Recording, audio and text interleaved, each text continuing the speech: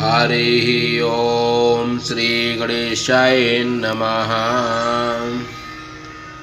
ओम नमः शिवाय। 300 अध्याय पार्वती का स्वग्रह गमन एवं शिव का नाना कौतक वर्णन। नारद जी बोले, हे विधे, हे तात, हे महाभाग, परमार्थ के ज्ञाता आप धन्य हैं। आपने अनुग्रह कर मुझे यह अद्भुत कथा सुनाई। जब शिव जी कैलाश चले गए तब सब मंगला ने क्या किया और वह पुनः कहाँ गई? हे महामते, यह सब कथा विस्तार पूर्वक मुझसे कहिए। ब्रह्मा जी बोले, हे तात, इसके अनंतर जो कुछ हुआ उसे प्रेम पूर्वक सुनो। मैं शिव के कैलाश जाने के अनंतर का चरित्र शिव का स्मरण कर तुमसे कहता हूँ। पार्वती अपना रूप सार्थक कर महादेव शब्द का उच्चारण करती हुई पिता के घर अपनी सखियों के साथ गईं। पार्वती के आगमन का समाचार सुनते ही मैना तथा हिमालय दिव्य विमान पर चढ़कर हर्ष से विह्वल हो उसकी अगुवानी के लिए चले। उस समय पुरोहित, प्रवासी, अनेक सखियां, अन्य दूसरे संबंधी तथा मैना के आदि सभी भाई महाप्रसन्न हो जय जयकार शब्द का उच्चारण करते हुए पर्वतराज के पीछे पीछे चले। राजमार्ग को अपूर्व सजावट से संपन्न कर स्थान स्थान पर मंगल घट जो चंदन, अगरू, कस्तूरी फल तथा वृक्ष की शाखाओं से युक्त था स्थापित कराया गया। सारा राजमार्ग पुरोहित, ब्राह्मण, ब्रह्मवेत्ता, मुनियों, वेश्याओं एवं बड़े बड़े गजेंद्रों से खचाखच भर गया। स्थान स्थान पर कदली के खंबे लगाए गए और चारों ओर पति पुत्रवती स्त्रियां हाथ में दीपक लिए हुए खड़ी हो गईं। ब्राह्मणों का समूह मंगल पाठ पूर्वक वेदों का उद्घोष कर रहा था। अनेक प्रकार के बाजे तथा संग की ध्वनि हो रही थी। इसी बीच दुर्गा अपने नगर के समीप आई और प्रवेश करते ही उसने सर्वप्रथम अपने माता पिता का दर्शन किया। उस काली को देखते ही माता पिता हर्ष से विह्वल हो प्रसन्नता से दौड़ पड़े। पुनः पार्वती ने भी उनको देखकर सखियों के सहित उन्हें प्रणाम किया। माता पिता ने आशीर्वाद देकर काली को अपने गोद में ले लिया और हे वत्से ऐसा उच्चारण कर प्रेम में बेहल हो रोने लगे। तदंतर उनके अपने सगे संबंध की स्त्रियों ने तथा अन्य भ्राता आदि की स्त्रियों ने भी प्रीति पूर्वक पार्वती का दृढ़ आलिंगन किया और कहने लगी, हे देवी, तुमने कुल को तारने का कार्य भली भांति संपन्न किया। तुम्हारे इस सदाचरण से हम सभी पवित्र हो गईं।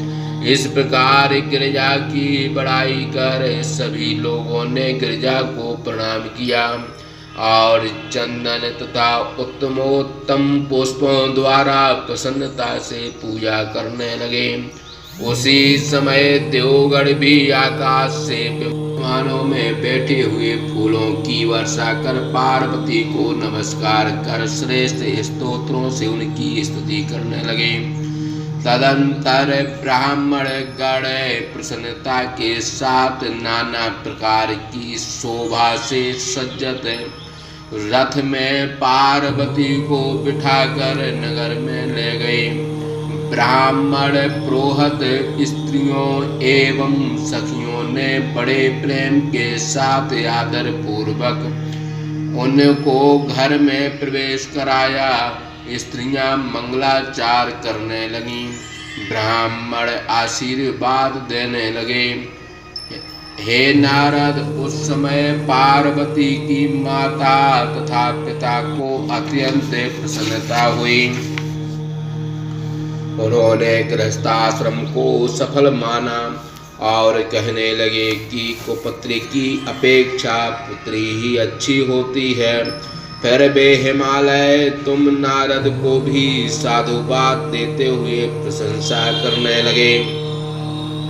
पर्वतराज ने पार्वती के आगमन के उपलक्ष्य में ब्राह्मणों एवं बंदीजनों को बहुत सा धन दिया और ब्राह्मणों द्वारा मंगल पाठ कराकर बहुत बड़ा महोत्सव किया। हे मुने, इस प्रकार प्रहस्त-मन हुए माता पिता भाई तथा सभी संबंधीगण पार्वती के साथ आंगन में बैठे। हे नारद, उसी समय हिमालय परम प्रसन्न हो सभी संबंधियों को प्रेम पूर्वक सम्मान कर गंगा स्नान के लिए गए। तभी लीला करने में तत्पर भक्त वत्सल भगवान शंकर सुंदर नाचने वाले नट का रूप धारण कर मेनका के समीप पहुँचे। वे बाएं हाथ में श्रृंगी, दाहिने हाथ में डमरू, पीठ पर गुदड़ी धारण किए हुए थे। वे रक्त वस्त्र पहने नृत्य गान विशारद वेश्य मेनका के आंगन में बड़ी प्रसन्नता के साथ अनेक प्रकार के का मनोहर नृत्य एवं गान करने लगे।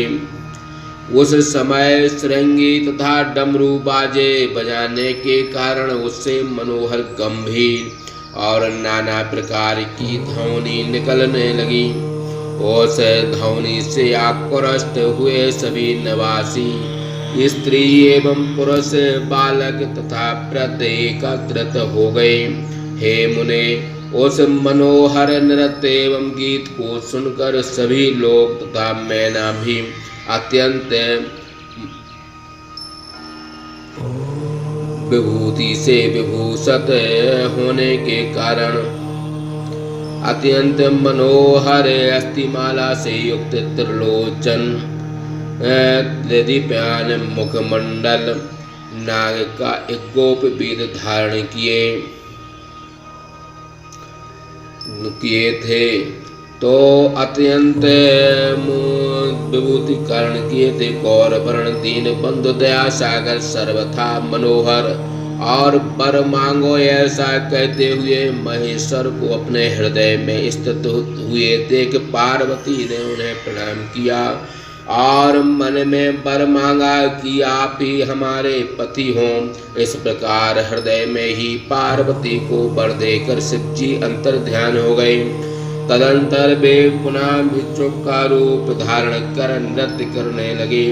इस नृत्य से प्रसन्न हो मैना स्वर्ण पात्र में बहुत सा रत्न रखकर बड़े प्रेम से भिक्षुक को देने लगी, किंतु भिक्षुक ने उसे स्वीकार नहीं किया।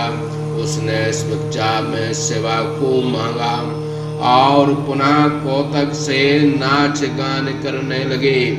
मैना भिक्षुक के वचन सुन विस्मित हो क्रोध में भर गई। फिर भिक्षुक को घोड़क कर उसे बाहर करना चाहा। इसी समय हिमालय भी गंगा स्नान कर वहां आ गए और आंगन में मनुष्य रूपधारी भिक्षुक को देखा। मैना के मुख से सारा वृतांत सुनकर हिमालय को बड़ा क्रोध हुआ। उन्होंने उस भिक्षुक को घर से बाहर निकालने के लिए अपने सेवकों को आज्ञा दी। हे नारद, किंतु प्रलयाग्नि के समान जलते हुए तेज से अत्यंत दुस्सह उस भिक्षुक को बाहर निकालने को किसी की भी सामर्थ्य नहीं हुई। हे तात, उस समय नाना लीला में विशारद उस भिक्षुक ने पर्वत राज हिमालय को अपनी अनंत प्रभाव दिखाया। शैलराज ने देखा कि वह भिक्षुक तत्क्षण किरीट कुंडल पीताम्बर तथा चतुर्भुज रूप धारण कर विष्णु के स्वरूप में हो गया है। विष्णु पूजा के लिए उन्होंने जो जो पुष्पादि अर्पण किए थे वह सभी पूजोपहार की सामग्री विष्णु रूपधारी उस भिक्षुक के सिर एवं गले में पड़ी हुई है। फिर उन्होंने एक क्षण के अनंतर देखा कि वह भिक्षुक रक्त वर्ण वेदों का सूक्त उच्चारण करते हुए चतुर्भुज जगत सृष्टा ब्रह्मा का रूप धारण कर लिया है। फिर गिरीश्वर ने एक क्षण के बाद देखा कि वह जगचक्षु सूर्य के रूप में परिवर्तित हो गया। इस प्रकार उन्होंने क्षण क्षण में रूप बदल कर कौतक करते हुए उस भिक्षुक को देखा। हे तात, फिर हिमालय ने उस भिक्षुक को महान अद्भुत रूप धारण किए रुद्र के रूप में देखा, जो पार्वती सहित परम मनोहर अपने तेज से प्रकाशित हो रहे थे। फिर उन्होंने निराकार निरंजन निरुपाधि निरीह महाद्भुत तेज स्वरूप में परिवर्तित हुए उस भिक्षु को देखा। इस प्रकार जब हिमालय ने उस भिक्षु का अनेक आश्चर्य कारक रूप देखा, तब वह आनंद युक्त होकर आश्चर्य में पड़ गए। तदंतर पुनः सृष्टिकर्ता भिक्षु रूपधारी उन शिव ने हिमालय से दुर्गा की याचना की और कुछ नहीं मांगा, किंतु शिव माया से मोहित होने के कारण हिमालय ने उसे स्वीकार नहीं किया। भिक्षु ने भी और कुछ ग्रहण नहीं किया और वह वही अंतर ध्यान हो गए। तब मैना और शैलराज को ज्ञान हुआ कि प्रभु शंकर हम दोनों को वंचित कर अपने स्थान को चले गए। इस बात का विचार करते ही उन दोनों का दिव्य सर्वानंद प्रदायिनी तथा मोक्ष देने वाली भक्ति शिव में उत्पन्न हुई।